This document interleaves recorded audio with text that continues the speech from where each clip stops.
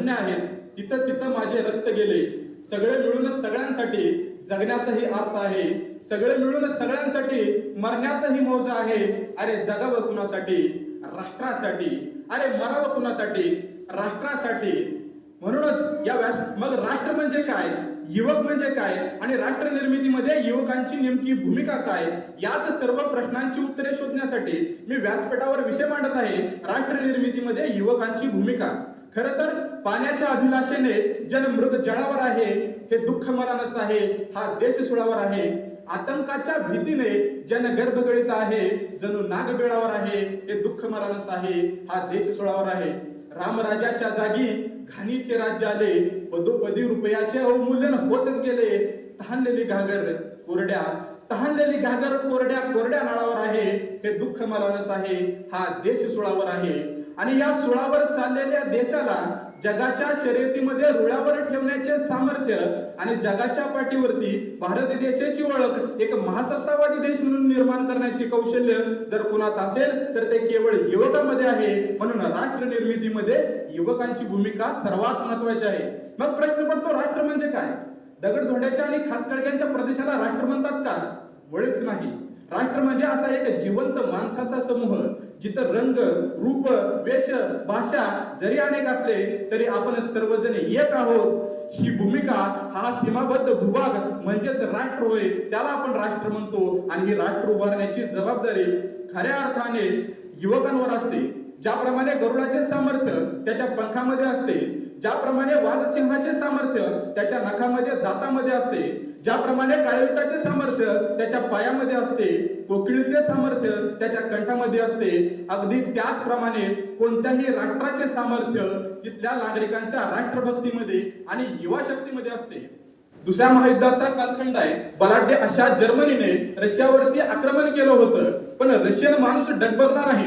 प्रत्येक घराघरातून inch inch भूमी रशियाची हा रशियन माणूस लढत होता. स्वतःला रशियन माणसाने देशप्रेमामध्ये, प्रखर राष्ट्रभक्तीमध्ये झोकून दिलं होतं आणि प्रत्येक घराघरातून रशियन माणूस इंच इंच भूमी लढवत होता आणि रशियन माणसाचा विजय झाला. बलाढ्य अशा जर्मनीचा पराभव झाला. तो कशामुळे? तर ते केवळ त्या रशियन माणसाच्या राष्ट्रभक्तीमुळे, प्रखर देशप्रेमामुळे. पाश्चिमात्य देशामध्ये असे अनेक राष्ट्रभक्तीचे, देशभक्तीचे उदाहरण आपल्याला पाहायला मिळतात, ज्यातून एखादं राष्ट्र निर्माण झालं किंवा त्या राष्ट्राचं संरक्षण झालं. पण ज्यावेळेस मी माझ्या देशातील युवकांच्या राष्ट्रभक्तीचं उदाहरण आठवतो, त्यावेळेस माझ्या डोळ्यासमोर येतात हजारो क्रांतिकारक. त्यापैकीच भगतसिंग, राजगुरू, सुखदेव, जतीनदास यांसारखे अनेक क्रांतिकारक मला आठवतात. सुमारे 63 दिवस उलटले होते. इंग्रजी सरकार भगतसिंग, राजगुरू, सुखदेव, जतीनदास यांसारख्या महापुरुषांचं उपोषण सोडण्यासाठी वेगवेगळे उपाय अवलंबत होतं, वेगवेगळे प्रयत्न करत होता. पण 63 दिवस कुणीही अन्नाचं सेवन केलं नव्हतं, कुणीही उपोषण सोडायला तयार नव्हतं. अखेर तो दिवस उजळतो. जतीनदास भगतसिंगाला सांगतात, भगत, मी आता वाचू शकत नाही, मला उपोषण सोडल्याशिवाय पर्याय नाही. इंग्रजी सरकारनं तशी व्यवस्था ठेवली नाही. मला जर जगायचं असेल तर मला हे उपोषण सोडावेच लागेल, मला उपोषण सोडल्याशिवाय पर्याय नाही. असं म्हणून बाजूला असलेला दुधाचा माठ जतीनदास हातामध्ये घेतात आणि भगतसिंगाच्या डोळ्यामध्ये पाहतात. भगतसिंगाच्या डोळ्यात अश्रू असतात. स्वतःच्या मित्राच्या डोळ्यातील अश्रू पाहून जतीनदासाला वाटतं, आपण कुठेतरी कमी पडतोय, आपण देशप्रेमामध्ये आपण कुठेतरी कमी पडतोय, कुठेतरी देशासाठी आपण स्वतःच्या भौतिक सुखाचा त्याग करण्यात असमर्थ ठरलो. आपला मित्र आपल्याला काय समजत असेल, हा विचार जतीनदासाच्या मनात येतो. हातात घेतलेल्या जतीनदासानं दुधाचा माठ जतीनदास खाली सोडतात आणि सोडलेल्या माठाबरोबर स्वतःचा प्राण सोडतात.